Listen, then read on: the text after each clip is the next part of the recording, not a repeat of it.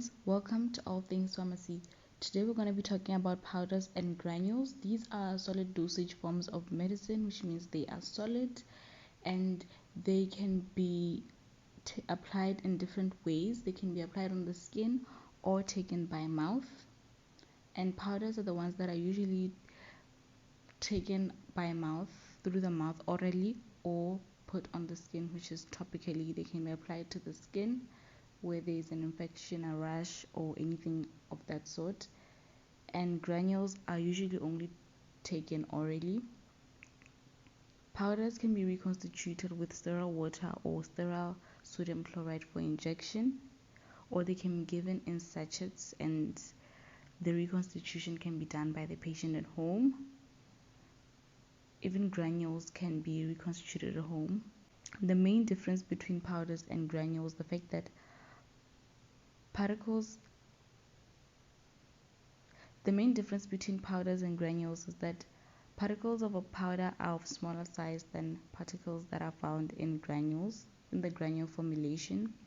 Usually powder particles can be compressed together to form granules, and this process of compressing is called granulation. So granulation is the process of powders becoming granules.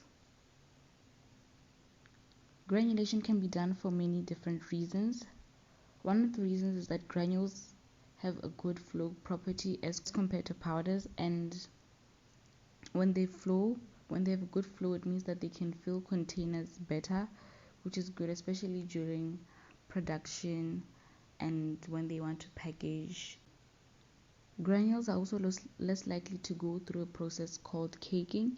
Caking is when particles clump together, they become adhesive and they clump together and they do not dissolve in the solution that they're in anymore. This usually happens to powders when they're reconstituted. After a while, they do start to cake, and it has been shown that with granules, they are less likely to cake. Granules also create less dust, especially during handling, like during the manufacturing process. When the granules move from one machine to another, less dust is created, and this is especially good for like toxic medicine, especially cytotoxic or anything that may be harmful to the workers, which is why granules may be preferred. Granules are also less messy. This is connected to the fact that they generate less dust, and also not just in manufacturing though, but also in the application and the use. You can imagine if you had to apply a powder all over your skin.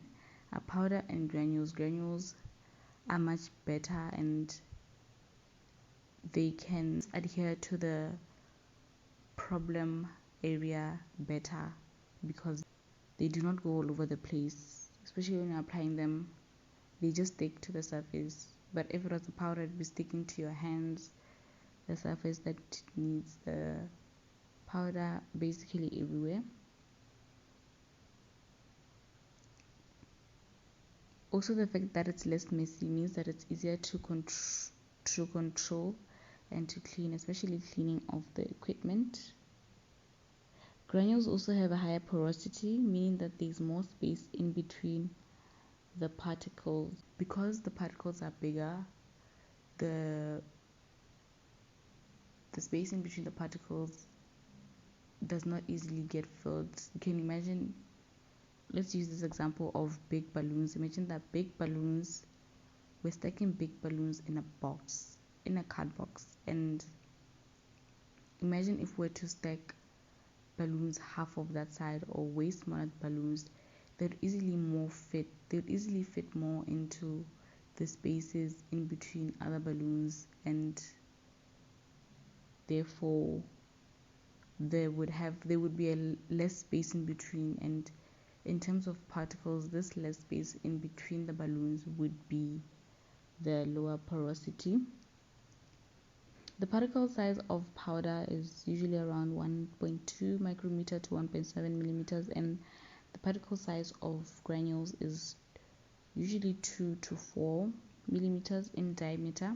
These are measurements in diameter, and as you can tell that the size really contributes to these properties that I've mentioned: the flow, the caking, and high porosity. The size also influences bulk characteristics of either granules or the powder. These bulk characteristics are flow, density, and compactability. I've already talked about the flow and the density. In terms of density,